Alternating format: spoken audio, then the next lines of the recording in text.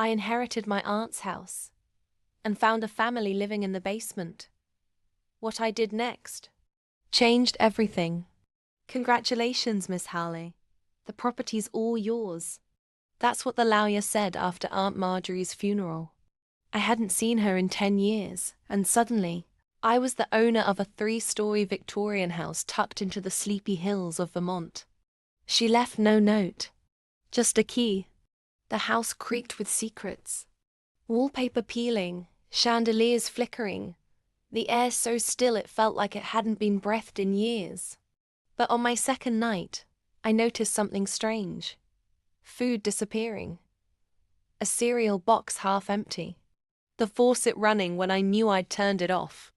At first, I thought I was losing it, until I found the trapdoor. Hidden behind a bookcase in the study, it led to a narrow stairwell. That's when I found them. A woman, 2 kids, living in the basement. She screamed. I screamed louder. "I'm sorry. I thought you were them." She cried. Them? Her name was Eloise. The kids were Sophie and little Ben. She showed me faded pictures of my Aunt Marjorie, smiling, holding Sophie as a baby. They knew her, lived here. She had hidden them. Turns out, Aunt Marjorie had rescued Eloise from an underground trafficking ring 10 years ago. She was pregnant, terrified, and had nowhere to go. My aunt offered her safety, a home, a new life, under one condition: never tell a soul. Why? Because the people Eloise was hiding from were my parents. I couldn't breathe. My family, my blood, had been running a rehab center that was really a front for exploiting women.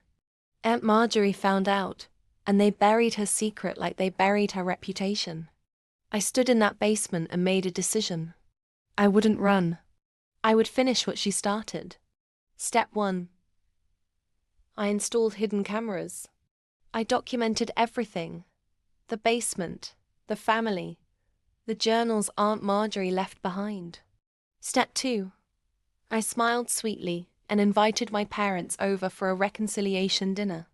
I watched them walk into the house like they owned it. I served wine. They toasted to fresh starts.